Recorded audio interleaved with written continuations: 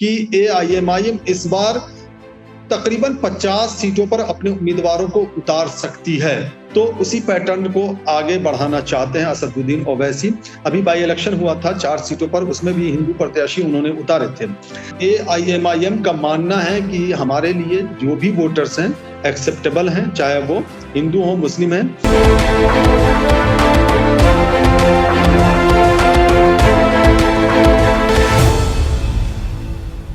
आदाब, नमस्कार। जनसोच देख रहे हैं आप।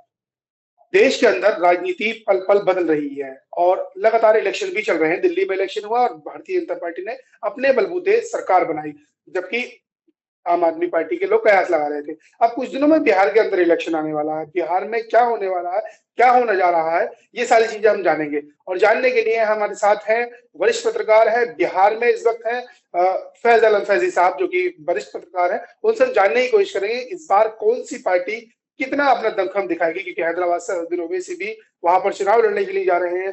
पिछली बार 2020 में चुनाव लड़ा और 20 सीटों पर चुनाव लड़ा और 5 सीटों पर जीत हासिल की। ये बात अलग है कि उनके 4 विधायक छूट करके कहीं और चले गए। लेकिन अब क्या एआईएमआईएम क्या अपना वर्चस्व दिखाएगी, आरजेडी क्या करेगी, जेडीयू क्या करेगी, या फिर बीजेपी जो देश की सबसे बड़ी पार्टी आज के टाइम में है वो क्या करने के लिए जा रही है? तो सबसे पहला सवाल हम लेंगे उसी पर। इससे पहले हम स्वागत करते हैं, आपका बहुत बहुत स्वागत है फैज अल फैजी सर आपका। जी शुक्रिया। तो सबसे पहला सवाल यही है कि भारतीय जनता पार्टी जो देश की इतनी बड़ी पार्टी है, उसका बिहार में क्या रहने वाला है, और दूसरी जो पार्टियां है आरजेडी है, जेडीयू है और एआईएमआईएम जो अपने वर्चस्व दिखाने की लड़ाई लड़ रही है, उसका क्या रहने वाला है इस बार? जी, बिहार के इलेक्शन की अगर बात की जाए तो इसी साल बिहार में इलेक्शन होना है, क्योंकि अभी आपने खुद जिक्र किया है कि दिल्ली में अभी विधानसभा के चुनाव हुए हैं। भारतीय जनता पार्टी ने जबरदस्ती जीत हासिल की और अपने दमखम पर वहां सत्ता पर काबिज होने में कामयाबी हासिल की। बिहार की अगर बात की जाए तो दो ध्रुवीय राजनीति यहाँ स्पष्ट रूप से दिखाई देती है। एक एनडीए जिसमें जनता दल यूनाइटेड है, भारतीय जनता पार्टी है और भी दूसरी पार्टियां हैं। दूसरी तरफ महागठबंधन कह लें या इंडिया गठबंधन कह लें, इसमें आरजेडी है, राष्ट्रीय जनता दल कह सकते हैं उसे, कांग्रेस है, माले है और वाम दलों की दूसरी पार्टियां हैं। और तीसरा जो आपने जिक्र किया है असदुद्दीन ओवैसी की जो पार्टी है ऑल इंडिया मजलिस इत्तेहादुल मुस्लिमीन, वो भी पूरे दमखम से इस बार चुनावी मैदान में उतरने को तैयार है। अगर बिहार की राजनीति की बात की जाए तो थोड़ा सा पीछे हमें चलना पड़ेगा, बहुत ज्यादा नहीं, थोड़ा सा पीछे जाना पड़ेगा। 2015 के विधानसभा चुनाव में असदुद्दीन ओवैसी की पार्टी ने किस्मत आजमाने की कोशिश की और 6 विधानसभा सीटों पर अपने उम्मीदवारों को उतारा। हालांकि कामयाबी बिल्कुल नहीं मिली। अगर वोट प्रतिशत की बात की जाए तो 0.50% वोट मिले एआईएमआईएम को। अगर 2020 की बात की जाए तो 2020 में एआईएमआईएम ने सभी को चौंका दिया। सीमांचल का इलाका जहां मजलिस इत्तेहादुल मुस्लिमीन ने अपने उम्मीदवारों को उतारा, 20 विधानसभा सीटों पर अपनी किस्मत आजमाई और 20 विधानसभा सीटों में से 6 पर, माफ कीजिएगा 5 सीटों पर कामयाबी हासिल की। तो सबको चौंकाया था असदुद्दीन ओवैसी ने 2020 के विधानसभा चुनाव में। हालांकि उसके बाद 5 में से 4 विधायक आरजेडी में शामिल हो गए और अख्तरुल ईमान एक अकेले विधायक मजलिस के साथ जुड़े रहे, जो आज तक जुड़े हुए हैं।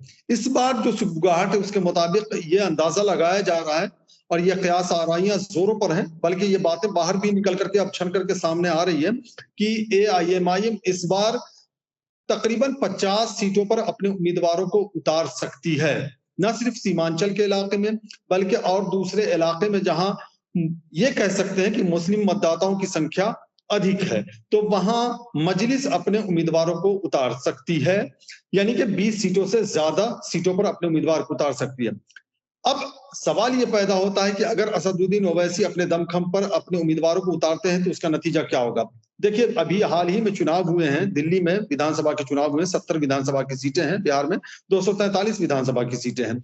70 में से 2 विधानसभा सीट ओखला और मुस्तफाबाद में आम आदमी पार्टी के खिलाफ कह सकते हैं, भारतीय जनता पार्टी के भी खिलाफ कह सकते हैं और कांग्रेस के खिलाफ भी कह सकते हैं, मजलिस ने अपने उम्मीदवारों को उतारा।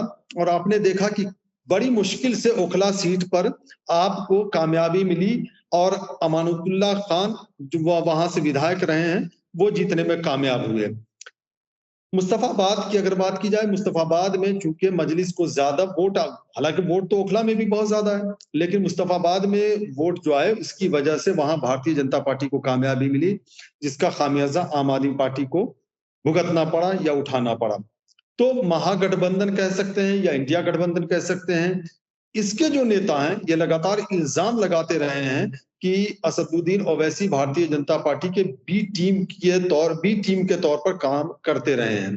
हालांकि ओवैसी ने हमेशा हमला किया है, न सिर्फ इंडिया गठबंधन के नेताओं पर बल्कि एनडीए पर भी लगातार हमलावर रहे हैं। तो बड़ा दिलचस्प इस बार होने जा रहा है मुकाबला, चुनावी मुकाबले की अगर बात की जाए तो।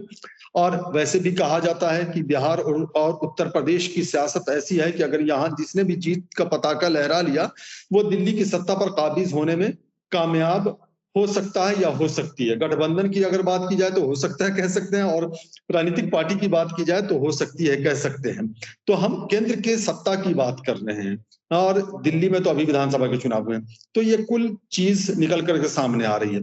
आपको साथ में एक अपडेट भी देता चलूं, जब आपसे हम बात कर रहे हैं इससे थोड़ी देर पहले मंत्रिमंडल का विस्तार हुआ है, नीतीश कुमार के मंत्रिमंडल का विस्तार हुआ है, 7 विधायकों को यहाँ मंत्री बनाया गया और 7 के 7 विधायक जो हैं भारतीय जनता पार्टी के। खास बात यह है कि इनमें से 2 जो हैं, इनमें से 2 दरभंगा से आते हैं, मिथिलांचल क्षेत्र से आते हैं, जीवेश मिश्रा और संजय सरावगी। जीवेश मिश्रा पहले भी मंत्री रहे हैं, संजय सरावगी को पहली बार मंत्री बनाया गया, दरभंगा शहरी क्षेत्र से वो विधायक रहे हैं, जाले से जीवेश मिश्रा हैं।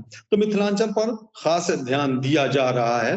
हाँ, ये भी बात कही जा रही है कि चूंकि भारतीय जनता पार्टी ने जदयू को बड़ा भाई तस्लीम कर लिया है, यानी मान लिया है, जिसको लेकर के रस्साकशी हमेशा रही है, जिसकी वजह से बड़ा दिल भी दिखाया है नीतीश कुमार ने, और 7 जो सीटें खाली थी उस पर से भारतीय जनता पार्टी के विधायकों को मंत्री बनाया है। हालांकि ये 6-7 महीने का टर्म होगा क्योंकि चुनाव भी होने हैं और इसी साल चुनाव होने हैं, तो ये तमाम चीजें निकल करके सामने आ रही। जी शाहरुख, सवाल मेरा ये है कि जिस तरीके से पिछली बार 2020 के चुनाव में नीतीश कुमार ने कहा था कि मेरा ये आखिरी चुनाव, मैं आखिरी बार मुख्यमंत्री बनना चाहता हूं, लेकिन उसके बाद अब जो ये राजनीतिक चीजें चल रही हैं कि मंत्रिमंडल का विस्तार किया जा रहा है, लगातार चुनाव प्रचार किया जा रहा है, और मोदी के और जो नीतीश कुमार के बीच में जो लोगों का कहना है कि कभी वो हार के अंदर ले लिया करते थे उनको, लेकिन परसों जो गए हैं वहां पर, कुछ दिन पहले जो नरेंद्र मोदी वहां पर गए हैं, वहां को उस हार में उनको नहीं लिया गया है, वो हार से बाहर रहे हैं। लेकिन अब जो मेहनत वो कर रहे हैं वो किसके लिए कर रहे हैं मेहनत? और फिर दूसरी चीज, जो असदुद्दीन ओवैसी हैं तो वो लालू यादव के बेटे, उनका कितना खेल बिगाड़ेंगे या अपना खेल कितना बनाएंगे असदुद्दीन ओवैसी, क्या इसमें कितनी कामयाबी पा सकते हैं? ये 2 सवाल है सर। देखिए 2 चीजें हैं। एक तो वो एक बार आपको याद होगा कि जब किसान प्रोटेस्ट चल रहा था, वो मुझे भी याद अभी आ रहा है, तो मैं शेयर कर दूं, अपने दर्शकों को भी शेयर कर दूं जो आपके दर्शक हैं। तो प्रधानमंत्री नरेंद्र मोदी ने संसद में स्पीच देते हुए कहा था, न खेलब न खेले देव खेलवे बिगाड़ते। तो ये कुछ उसी तरह का मामला होता दिखाई दे रहा है। ये इंडिया गठबंधन वालों को लगता भी है। तेजस्वी यादव लालू यादव के बेटे हैं और उनका अपना एक क्रेज है। अब देखा कि अभी हाल ही में भागलपुर में प्रधानमंत्री नरेंद्र मोदी आए थे, एक वीडियो वायरल हो रहा है, एक बड़े से हॉल में भारतीय जनता पार्टी के नेता बैठे हैं जिसमें सम्राट चौधरी भी है, दिलीप जायसवाल भी है। दिलीप जायसवाल मंत्री थे लेकिन उन्होंने इस्तीफा दे दिया, वो प्रदेश अध्यक्ष हैं। इसके अलावा गिरिराज सिंह है, जिसमें स्पष्ट रूप से ये सुनाई दे रहा है कि जो सम्राट जी हैं वो कह रहे हैं कि हम लोगों को चुनावी समर में तेजस्वी यादव पर अटैक कम करना है, लालू यादव पर अटैक ज्यादा करना है। तेजस्वी पर अगर अटैक करेंगे तो उसका नुकसान हो सकता है। ये वीडियो वायरल भी हुआ है, ये आवाज भी वायरल हुई है और कई मीडिया हाउस में इसे चलाया भी गया है।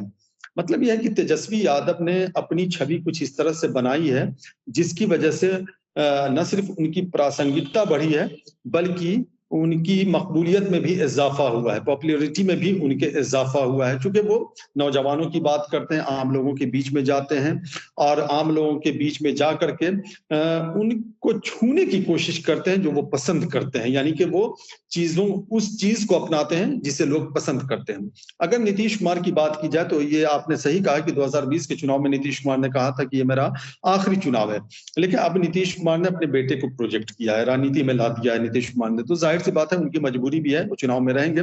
और नीतीश कुमार की प्रासंगिकता है बिहार की राजनीति में, न सिर्फ बिहार में बल्कि देश की राजनीति में भी। आपने देखा कि पिछले कई वर्षों से नीतीश कुमार चाहे इधर रहें या उधर रहें, मुख्यमंत्री वही रहते हैं। इसका मतलब यह है कि नीतीश कुमार की अपनी प्रासंगिकता है, अपनी उपस्थिति है, अपना उनका असर है, तो उससे इनकार नहीं किया जा सकता है। और जब तक बेटे को पूरी तरह से चुनावी मैदान में ला करके प्रोजेक्ट नहीं कर देते हैं, उनका राजनीति में बने रहना उनकी न सिर्फ मजबूरी है बल्कि जरूरत भी है। तो इसलिए वो रहेंगे अभी। और बल्कि अब तो जो बड़े भाई छोटे भाई का भी जिक्र कर रहे थे थोड़ी देर पहले, जिसको लेकर के बड़ा हंगामा भी होता रहा है, जदयू और भारतीय जनता पार्टी के बीच में बड़ा खींचतान रहा है। तो इस बार जो है, अब भारतीय जनता पार्टी ने ये मान लिया है कि जदयू बड़े भाई के तौर पे है और नीतीश कुमार ही को चेहरा बना करके चुनावी मैदान में भारतीय जनता पार्टी उतरने जा रही है, यानी कि एनडीए की तरफ से नीतीश कुमार ही चेहरा होंगे। तो नीतीश कुमार अभी इसलिए भी, मेरी समझ ये बताती है कि वो अभी राजनीति में रहेंगे, चूंकि बेटे को उन्होंने प्रोजेक्ट किया है। अब देखने वाली बात ये होती है कि वो जो उनके बेटे हैं वो राजनीति को किस तरह से समझ पाते हैं या राजनीति में अपना असर किस तरह से छोड़ पाते हैं। तेजस्वी यादव के बारे में तो ये बात कही जाती है कि उन्होंने राजनीति में अपना असर छोड़ा है। इसी तरह से चिराग पासवान की अगर बात की जाए तो वो रामविलास पासवान की विरासत है, उनके बेटे हैं, तो उन्होंने अपना असर छोड़ा है। आपने देखा कि पशुपति कुमार पारस जो उनके चाचा हैं उनसे अलग हुए, पार्टी टूट फूटी। चलिए उस तरफ जाना भी नहीं है, लेकिन ये समझने और समझाने के लिए कह देना जरूरी है कि चिराग पासवान ने भी अपना असर छोड़ा है। तो युवाओं का एक अलग यहाँ राजनीतिक मैदान में वर्चस्व भी देखने को मिल सकता है और किरदार भी देखने को मिल सकता है। सम्राट चौधरी भी राजनीति के एतबार से अगर बात की जाए तो युवा ही माना जा सकता है, चूंकि 50 साल में भी लोग युवा ही होते हैं राजनीति में, और खेल के मैदान में तो वो बहुत पहले रिटायर भी हो जाते हैं। तो ये तमाम चीजें सामने है। जी, जिस तरीके से सवाल ये है, आखिरी सवाल है मेरा, तो ये है कि असदुद्दीन ओवैसी ने 20 सीटों पर चुनाव लड़ा, 5 जीते, 0.5% से वो बढ़ करके 1% से ज्यादा 2020 के इलेक्शन में वो उन्होंने अपना वोट गेन किया। क्या इस बार भी ऐसा ही होने जा रहा है कि 5 सीटें उनके पास थी, 4 चले गए? क्या इस बार और बड़ा खेला होने के लिए बिहार में जा रहा है? क्या रहने वाला है और कितना इनका असर जनता पर पड़ेगा? क्योंकि सुनने में आ रहा है कि इस बार हिंदू प्रत्याशी भी उतारेंगे असदुद्दीन ओवैसी। जी बिल्कुल। आपको याद होगा कि जब हैदराबाद में राजनीतिक वर्चस्व की लड़ाई को आगे बढ़ाया था मजलिस ने, तो उस वक्त 1986 की बात अगर की जाए, तब वहां मेयर के चुनाव में एक हिंदू प्रत्याशी को उतार के कामयाबी हासिल की थी। तो उसी पैटर्न को आगे बढ़ाना चाहते हैं असदुद्दीन ओवैसी। अभी बाई इलेक्शन हुआ था 4 सीटों पर, उसमें भी हिंदू प्रत्याशी उन्होंने उतारे थे। तो ये हिंदू प्रत्याशी के बारे में ये बात कही जा रही है, चाहे वो मुस्लिम प्रत्याशी हो या हिंदू प्रत्याशी। AIMIM का मानना है कि हमारे लिए जो भी वोटर्स हैं एक्सेप्टेबल हैं, चाहे वो हिंदू हो मुस्लिम हैं। और जो सीमांचल का इलाका है, अगर वो पिछड़ा है तो वहां उसका खामियाजा हिंदू को भी भुगतना पड़ता है और मुसलमानों को भी भुगतना पड़ता है, या और भी दूसरे लोग जो वहां रहते हैं, निवास करते हैं, उन्हें भी भुगतना पड़ता है। तो इस बार ये उनका कहना है कि हम उतारेंगे थोड़ा सा मुस्लिम उम्मीदवार तो थोड़ा सा हिंदू उम्मीदवार, यानी मिक्स होगा मेरे ख्याल से इस बार, ऐसा माना जा रहा है और ऐसा दावा भी किया जा रहा है। लेकिन जैसा कि मैंने शुरू में ही कहा था कि लगभग 50 सीटों पर इस बार AIMIM चुनावी मैदान में उतरने की तैयारी में है। वैसे देखिए आगे आगे होता है क्या। अच्छा, आप वहां पर ग्राउंड पर हैं आप वहां पर बिहार के। जी, क्या लग रहा है, कुछ असदुद्दीन ओवैसी का कुछ वर्चस्व बढ़ा?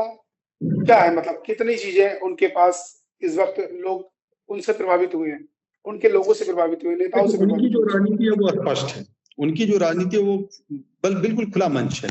वो उन सीटों पर अपने उम्मीदवार को उतारते हैं जो मुस्लिम बहुल सीट होती है, और वहां वो पूरे दमखम से चुनावी मैदान में जाते हैं। अगर उनका प्रदर्शन अच्छा होता है तो कभी कभी कामयाबी भी मिलती है, उससे थोड़ा सा कम होता है, बहुत पुअर हुआ तो बहुत ज्यादा फर्क नहीं पड़ता है, लेकिन अगर बीच के स्तर का हुआ तो इसका नुकसान हो जाता है वैसी पार्टियों को जिनकी निगाह वैसे वोटर्स पे होती है जो असदुद्दीन ओवैसी वोट को ले जाते हैं।